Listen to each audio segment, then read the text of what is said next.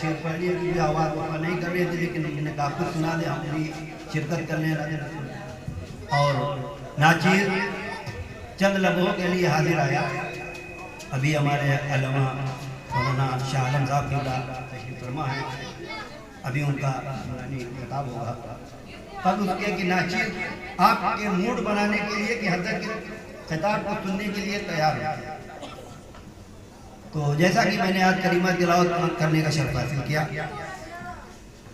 کہ غیب کا جاننے والا اپنے غیب پر کسی کو مسلط نہیں کرتا، کیونکہ شاعر ہو یا مقرر اسے سامعین چاہیے، اسے لوگ چاہیے۔ وہ اچھی شاعری کر لیتا ہے لیکن جب لوگ نہیں ہوتے تو سنائی کسے تو خود ہی بور ہوتا ہے، اور جب بالکل منہ میں بلبلا رکھ کے لوگ بیٹھتے ہیں تو اور بور ہوتا ہے۔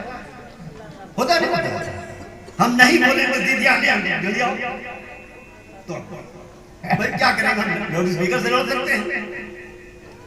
تو میں ترجمہ کر رہا تھا کہ غیب کا جاننے والا اپنے غیب پر کسی کو مسلط نہیں کرتا سوائے اپنے پسندیدہ رسولوں کے۔ اب یہ قرآن پاک میں نے عربی کا ترجمہ کیا اور اس پر مختلف مقاصد فکر کے مختلف عقائد کے لوگوں کا مختلف عقیدہ ہے، کوئی کچھ کہتا ہے، کوئی کچھ کہتا ہے، کوئی کچھ کہتا ہے، لیکن معلوم یہ ہوا کہ وہ غیب کا مرکز، کائنات کا بنانے والا، کائنات کے ذرے ذرے کا خلق کرنے والا، دریا کے قطرے قطرے کو، یعنی کائنات میں کوئی شے نہیں ہے جو اس نے نہ بنائی، سب اسی کی خلق کی۔ تو ہم کو چاہیے کہ ہم اس کی تعریف، اس کی حمد و ثنا ذکر میں پہلے کریں، اس رب العالمین کی تعریف پہلے کریں کیونکہ اس کا پہلے حق ہے، اس کے بعد اس کے چاہنے والوں کا ذکر کریں تاکہ سب حق ادا ہو جائے۔ تو اس رب العالمین کا ذکر ہم تو کر ہی نہیں سکتے، ہماری اوقات ہی کیا ہے؟ تاریخ اور قرآن شاہد ہے کہ جتنے بھی اس زمین پر درخت شجر لگے ہیں ان کے قلم تراشے جائیں، اور جو دریا ہے ان کی روشنی بنائی جائے اور لکھنا اس حمد کی رب کی تعریف کی جائے تو یہ سب ختم ہو جائیں گے، لیکن اس رب العالمین کی تعریف نہ ختم ہو۔ تو معلوم ہوا کہ میری زبان قاصر ہے، میں تعریف کر ہی نہیں سکتا، لیکن اس لیے کر رہا ہوں کہ میرا بھی اس پیج میں نام لکھا ہے، کیونکہ یہاں اللہ اور رسول کا ذکر ہو رہا ہے تو فرشتے بھی تشریف لائے ہیں، ہم بھی اور آپ بھی ہیں، تو یہ فہرست جب لکھ کر لے جائیں گے، بارگاہ رب میں پیش کریں گے تو ہمارا آپ کا بھی نام ہوگا، تو سب مل کر جب دعا کریں گے تو ہم گنہگار کا بیڑا پار ہو جائے گا۔ ہم سب نبی پاک صلی اللہ علیہ وسلم کے سچے پکے چاہنے والے ہیں، اپنے آقا پہ قربان ہونے والے ہیں، تو انشاءاللہ ہم یقین کامل رکھتے ہیں کہ وہ فرشتے بھی شامل ہیں، ہم بھی ہیں، گنہگار اور سیاکار ہیں، لیکن اس آقا کے چاہنے والے ہیں، اس رحمت للعالمین کے چاہنے والے ہیں کہ اگر ادنا اشارہ ہو گیا تو بیڑا پار ہو جائے۔ تو ہم کو یہ چاہیے کہ اپنے آقا کی شان میں گستاخی نہ کریں، آقا کی شان میں، بھائی اپنے دوست کے سامنے کوئی گستاخی کرتا ہے تو دوست اسے ناراض ہو جاتا ہے، اگر کوئی اپنے استاد کی شان میں گستاخی کرتا ہے تو استاد اس کا ناراض ہو جاتا ہے۔ معلوم ہوا کوئی اسے کوئی چیز عطا کرے اور اس کی شان میں گستاخی کرے تو بے ادبی، یہ تو دنیاوی معاملہ ہے، لیکن اس رب العالمین نے ساری کائنات کو خلق کیا اور ساری کائنات کا خلق کرنے والا وہ آقا ہے، اور سارے علوموں کا پیدا کرنا اور سارے علوموں کا وہ حاکم، سارے علوموں کا، بھئی ہم زیادہ دیر بولیں گے نہیں، موبائل کریں، سارے علوموں کا وہ عالم ہے، جتنے بھی علوم کائنات ہیں سب اس کے خلق کی ہوئی۔ تو اس رب العالمین نے اپنے پیارے آقا صلی اللہ علیہ وسلم کو وہ علوم عطا فرمائے، وہ علوم عطا فرمائے جو 1,24,000 انبیاء کو بھی نہیں عطا تھا۔ ویسے تو رب العالمین نے اپنے ہادی کو معجزہ عطا کیا، ہر ہادی کو طاقت عطا کی، اس لیے کہ قوم ستائے گی۔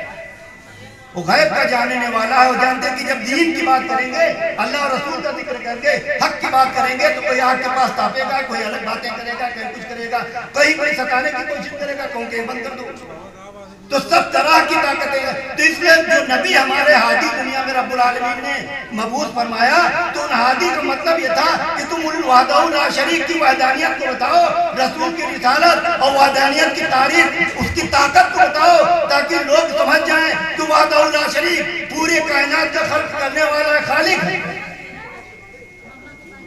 معلوم یہ ہوا تو ہر ہادی 1,24,000 انبیاء کے بعد دیگرے آتے رہے اور سب وحدہ لا شریک کی حمد و ثنا کرتے رہے اور بتاتے رہے. جن لوگوں نے اپنے ہادی کی تائید کر لی، ہادی کی اطاعت کر لی، وہ کامیاب ہو گئے. جن لوگوں نے اپنے ہادی پر پتھر چلائے وہ گمراہ ہو گئے. معلوم ہے کوئی چاہے موسیٰ علیہ السلام کا وقت رہا ہو، چاہے عیسیٰ علیہ السلام کا رہا ہو، آدم علیہ نبی علیہ سے لے کے 1,24,000 میں جتنے ہادی آئے سب انبیاء کو ستایا گیا اور قوم نے ستایا. جب حق کا اعلان ہوا تو قوم نے ستانا شروع کیا، لیکن ہادی نے اللہ کی تبلیغ کو بند نہیں کی، اس لیے کہ اللہ کا حکم لے کر آئے تھے اور نبی اللہ کے حکم قدر کی حرمت نہیں کرتا، پورا کا پورا احکام بندوں تک پہنچاتا ہے، چاہے اسے ماریے چاہے ستائیے، کیونکہ وہ ہادی بن کر آتا ہے. اور رب العالمین اس ہادی کو معجزہ عطا فرماتا ہے کہ اگر تم زیادہ مجھ سے پریشان کرو گے، زیادہ مجھ سے ملو گے تو ہمارے پاس ایک طاقت ہے، اس معجزے کو دکھا دے گا تو پریشان ہو جاؤ گے. معلوم ہے کہ حضرت موسیٰ علیہ السلام کے پاس عصا تھا تو عصا بہت کام کرتا تھا، اور اگر موسیٰ اگر ڈال دے زمین کو تو عذاب بن جاتا تھا. معلوم یہ ہوا کہ عطا اس لیے رب العالمین نے کیا تھا کہ قوم جب یہ حق کا اعلان کریں گے، صراط مستقیم بتائیں گے، رب کی تعریف کریں گے، تو قوم انہیں ستائے گی، گھیرے گی. ارے حضرت نوح علیہ السلام نے 950 برس تبلیغ کی، 80 مسلمان ہوئے. یقین مانیے 950 برس کی تبلیغ و مسلمان، ظاہر سی بات ہے. تب رب کی بارگاہ میں دعا کیا رب العالمین میں نے پورا احکام پہنچا دیا، اب یہ نہیں مانتے، تو کیونکہ جب ہادی ہاتھ اٹھا دے گا رب کی بارگاہ میں تو عذاب آ جائے گا. معلوم ہوا تو جو لوگ کشتی نوح میں تھے وہ سب کے سب بچ گئے اور باقی سب غرق ہو گئے. تو معلوم ہوا کہ رب العالمین اپنے ہادی کو طاقت عطا کرتا ہے کہ جب قوم ستائے گی تو تم دعا کر دو گے تو دعا رد نہیں ہوتی. نہ اولیاء کی دعا رد ہوتی، نہ انبیاء کی دعا رد ہوتی. ہم لوگوں کی گھر بیکار ہو جاتی ہے لیکن ان کی نہیں. اب یہ ہے کہ ان کے چاہنے والے ہیں تو ہمیں یہ ضرور گھمنڈ ہے، یہ ضرور ہمیں ہوا ہے کہ ہمارے چاہنے والے ہم آقا کے ہیں اور آقا کے غلاموں کے ہیں. تو انشاءاللہ اگر اس فہرست میں ہم ہیں تو ہماری کامیابی ہو جائے گی. کہ قرآن میں واعتصموا بحبل اللہ جمیعا ولا تفرقوا، اللہ کی رسی کو مضبوطی سے تھام لو. تو یہ اللہ کی ڈور ایک رسی ہے، معلومات مضبوطی سے تھام لو. مطلب کوئی چیز پکڑنے میں بھائی یہ مائک میرے سامنے ہے، کوئی کہے میں اسے پکڑے رہو تو پکڑے رہنے کی بات اور ہے، کوئی کہے مضبوطی سے پکڑ لو تمہارا اور کوئی مطلب ہے. تھام لو مضبوطی سے، اور مطلب کہ اس کو یہ چھوٹے نہیں پائے، اگر یہ چھوٹ گیا تو تم گمراہ ہو جاؤ گے. تو تنبیہ جب کہیں کی جاتی ہے تو اس لیے کی جاتی ہے کہ اس میں کہیں غفلت نہ ہو جائے، کہیں غافل نہ ہو جائے پکڑنے والا. اس لیے رسول کا دامن مضبوطی سے تھام لو، آل رسول کا دامن مضبوطی سے تھام لو، اولیاء اللہ کا دامن مضبوطی سے تھام لو، سیدنا عبد القادر جیلانی رضی اللہ عنہ کا دامن مضبوطی سے تھام لو، تاکہ تمہیں باطل قومیں بہکا نہ سکے، باطل قومیں تم پر غالب نہ ہو سکے. باطل قومیں اپنا بدعقیدہ جو ان کا ہے وہ عقیدہ تم پر چھا نہ جائے. وہ بدعقیدگی ان کے ماحول میں جب رہو گے تو تم پر چھا جائے گی، لیکن اگر بزرگوں کے ماحول میں رہو گے، بزرگوں سے عشق ہوگا تو انشاءاللہ ان کا عقیدہ ہم پر غالب نہیں ہو سکتا، ہم ان پر غالب ہو جائیں گے. ہم ہمیشہ ان پر، اللہ والے ہمیشہ باطل پر غالب رہے ہیں اور اللہ والے کو چاہنے والے ہمیشہ باطل پر غالب رہیں گے. کیونکہ یہ اللہ والوں کی شان ہے، کیونکہ اللہ کی قدرت انہیں خاص عطا ہوتی ہے. اور غیب کی بات آئی ہے تو کیونکہ میں چند بات کہہ کر گزر جاؤں، ایک بار درود پاک پڑھنے آپ اللہم صلی علی سیدنا شفیعنا مولانا محمد وسلم صلی اللہ تعالیٰ علیہ وسلم. ایک بار اور درود پاک پڑھنے، کیونکہ ہم زیادہ محفل میں بولنے والے کے لیے تھوڑا اور درود پڑھنے. اللہم صلی علی سیدنا شفیعنا مولانا محمد وعلی آل سیدنا مولانا محمد وسلم. ویسے آپ کے ماحول میں گھلنے کی کوشش کر رہا ہوں، ضرور قصبہ بھی کوئی شہر نہیں، وہ بھی دیہات سے ملا ہوا ہے. ایک بار ہو اللہم صلی علی سیدنا شفیعنا مولانا محمد. تو رب العالمین نے اپنے محبوب کو غیب عطا فرمایا، یعنی جو مستقبل میں ہوگا وہ حال میں بتا دے، اسے غیب کر دے. جو مستقبل میں ہوگا وہ حال میں، اور جو ماضی میں ہو چکا ہے اسے حال میں بتا دیں۔ تو معلوم ہو میرے آقا صلی اللہ علیہ وسلم 1,24,000 حاجی کے بعد تشریف لائے، 1,24,000 حاجی کے بعد تشریف لائے، لیکن میدان محشر میں جب انبیاء کو جمع کرے گا رب العالمین تو ایک ایک سے بلا کے پوچھے گا، تو موسیٰ علیہ السلام پوچھے گا، موسیٰ ہم نے تمہیں حاجی بنا کے بھیجا تو تم نے تب یہ پیغام پہنچایا کہ نہیں پہنچایا؟ تو ہمارا آپ کا دماغ کھڑک رہا ہے کہ اسی نے پیدا کیا، وہ سب کچھ جانتا ہے، موسیٰ سے پوچھتا کیوں؟ لیکن معلوم ہو یہ خدا کی قدرت ہے، اس کی مصلحت ہے۔ تو معلوم موسیٰ علیہ السلام کو جب رب العالمین پوچھے گئے، موسیٰ میں نے جو تمہیں تبلیغ کے لیے معمور کیا تھا تم نے اس کام کا انجام دیا؟ تو موسیٰ علیہ السلام کہے گا رب العالمین ایک ایک بات، ایک ایک احکام آپ کا میں نے بندوں کو پہنچایا۔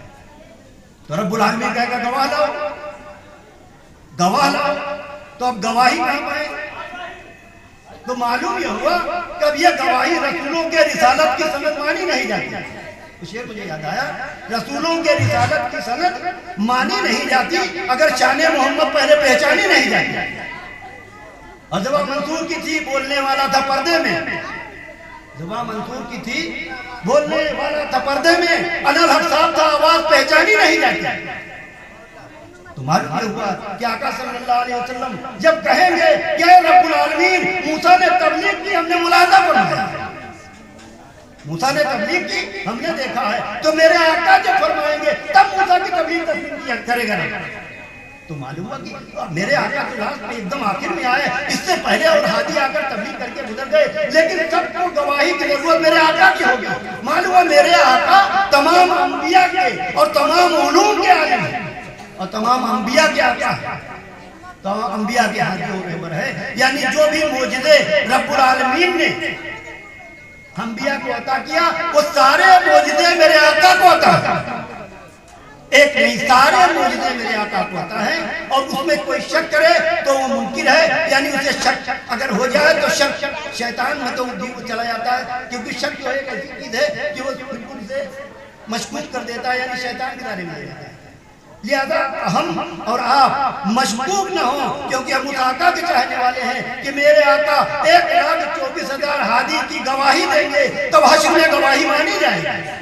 تو معلوم ہوا کہ جو بعد میں آیا ہو وہ دیکھ کہاں رہا تھا، جو بعد میں آیا ہے وہ دیکھ کر رہا تھا۔ معلوم یہ ہوا کہ ابراہیم نے جب 40 کعبہ شریف پر چڑھائی کی تو ابھی آپ کے تولد ہونے میں 40 دن باقی تھے، آپ کے تولد ہونے میں، اور معلوم ہوا کہ رب العالمین فَعَلَمْ تَرَ كَيْفَ فَعَلَ رَبُّكَ بِأَصْحَابِ الْفِيلِ، اے محبوب کیا تم نے نہیں دیکھا؟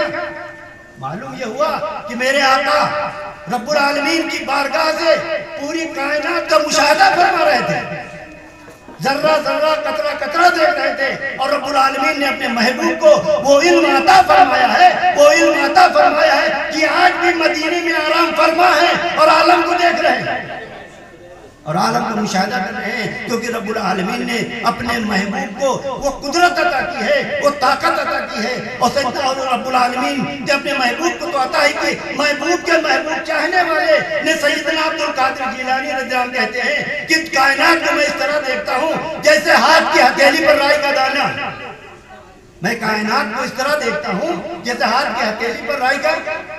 تو جب ان کے غلاموں کے غلام دیکھ رہے ہیں تو میرے آقا کو دیکھنے میں کیا شک ہے؟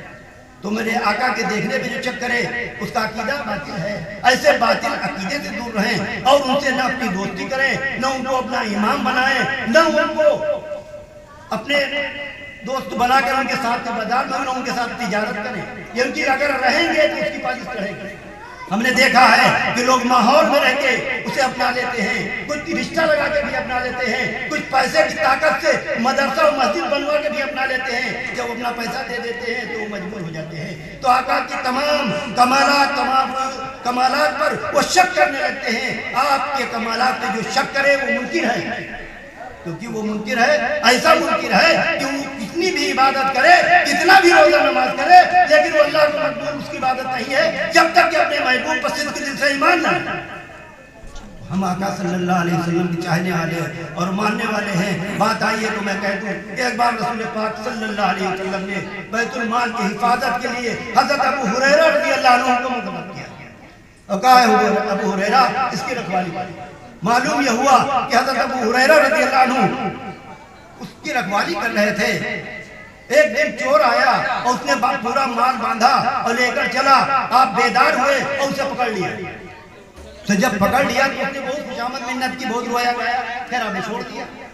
تو حضرت ابو ہریرہ رضی اللہ عنہ جب بارگاہ رسول میں حاضر ہوئے تو رسول دیکھ کر مسکرائے، کہا ہے ابو ہریرہ اس چور کو چھوڑ دیا۔ تو نبی تو اپنے گھر میں تھے، بیت المال کی حفاظت کا حضرت ابو ہریرہ رضی اللہ عنہ کر رہے تھے اور نبی اپنے گھر میں تھے، یہ معلوم تھا کہ چور آیا ہے۔ تو کہا یا رسول اللہ، وہ بہت رونے لگا، بڑی انکساری منت کرنے لگا، کہا میں غریب ہوں، پریشان ہوں، اس لیے آپ چھوڑ دیجئے۔ تو آقا نے فرمایا کہ ابو ہریرہ کل پھر آئے گا، اسے کل پھر معلوم ہوا کہ کل دوسرے دن وہ پھر آیا اور سامان کو اٹھا کر چلا۔ حضرت ابو ہریرہ رضی اللہ عنہ پھر اسے پکڑ لیا۔ میں اپنی بات جلدی پوری کر رہا ہوں کہ تقریر کا موڈ نہیں ہے، بات پوری ہو جائے۔ اس نے پھر معلوم لے کر چلا، پھر آپ بیدار ہوئے اور آپ نے اسے پکڑ لیا۔ پھر وہ رونے لگا، خوشامد کرنے لگا، پھر آپ کو رحم آ گیا، چھوڑ دیا۔ پھر ابو ہریرہ رضی اللہ عنہ بارگاہ رسول میں جب حاضر ہوئے تو نبی مسکرائے، کہا ابو ہریرہ یہ بتاؤ آج کیوں چھوڑ دیا، آج کیوں چھوڑ دیا؟ تو کہا یا رسول اللہ بہت رونے لگا، گریہ کرنے لگا تو ہم نے اسے چھوڑ دیا۔ تو نبی نے فرمایا کل پھر آئے گا، نبی نے فرمایا کل پھر آئے گا، یعنی تیسرے دن وہ پھر آیا۔ تب حضرت ابو ہریرہ رضی اللہ عنہ سے پکڑا اور کہا تم کو اب رسول کی بارگاہ میں لے چلیں گے، کیونکہ تم بار بار ایسی حرکت کرتے ہو۔ تو بارگاہ رسول میں جب ابو ہریرہ حاضر ہوئے تو پھر نبی مسکرائے کہ ابو ہریرہ یہ بتاؤ آج پھر کیسے آ گیا؟ تو کہا یا رسول اللہ آیا تھا، لیکن اس نے کہا کہ آج مجھے چھوڑ دو تو ہمیں ایک دعا بتا دیں، تو اس دعا سے تمہارے اور تمہارے درجات بڑھ جائیں گے، لیکن مجھے چھوڑ دو۔ تو اس دعا بتایا اور چلا گیا۔ تو رسول پاک صلی اللہ علیہ وسلم نے فرمایا کہ ابو ہریرہ وہ شیطان تھا جو بار بار ایسی حرکت کرتا تھا، وہ شیطان تھا، لہذا میرے آقا گھر میں ہوں یا مدینے میں ہوں، سفر میں ہوں یا حجر میں ہوں، ہر طرح اپنے امت کے ہر حالات کو اپنی امت پر نظر ہے، اپنی امت کو اچھی طرح دیکھ رہے ہیں۔ ایسا نہیں کہ مدینے میں آرام فرما ہے، میری حرکات سکنات کو نہیں دیکھ رہے ہیں، میرے آقا مدینے میں آرام فرما ہے، میرے حرکات سکنات بھی دیکھ رہے ہیں، میری گفتگو بھی دیکھ رہے ہیں، میری بد کلامی بھی دیکھ رہے ہیں،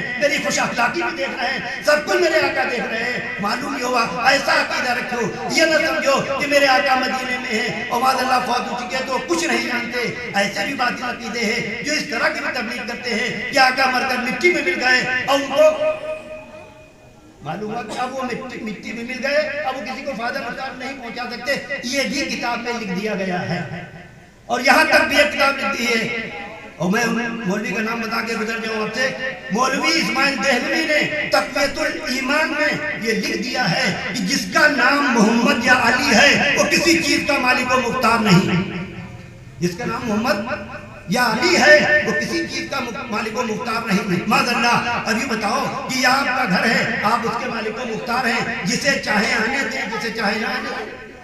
یہ آپ کا کھیت ہے، آپ اپنے کھیت میں جسے چاہیں آنے دیں اور جسے چاہیں نہ آنے دیں۔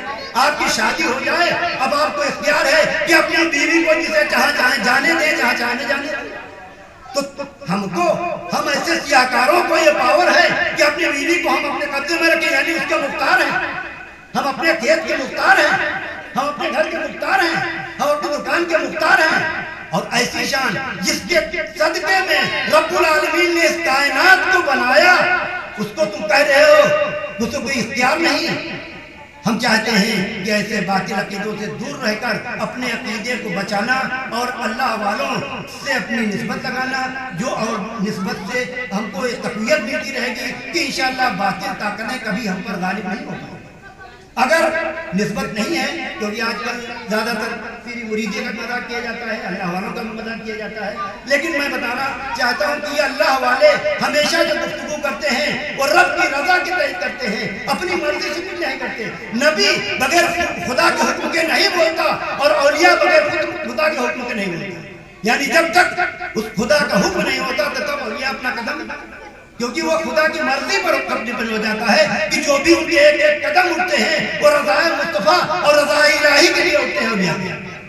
تو ہم کو اور آپ کو چاہیے کہ ہم اور آپ اپنے آقا صلی اللہ علیہ وسلم پر صدق دل سے ایمان لائیں اور آپ کے فضائل اور کمالات جب بیان کیے جائیں اور جب کتابوں میں پڑھیں تو ان پر شک نہ کریں، کیونکہ شک کے دائرے میں شیطان ہے، اور شک ایک ایسی چیز ہے کہ اسے دوزخ تک پہنچا دیتا ہے۔ معلوم یہ ہوا کہ میرے آقا جب کائنات مجھے چھوڑ دے گی تو میرے آقا قبر میں کام آئیں گے، اس کے عزیز و اقربا جب چھوڑ کر قبر میں چلے آئیں گے تو میرے آقا کام آئیں گے۔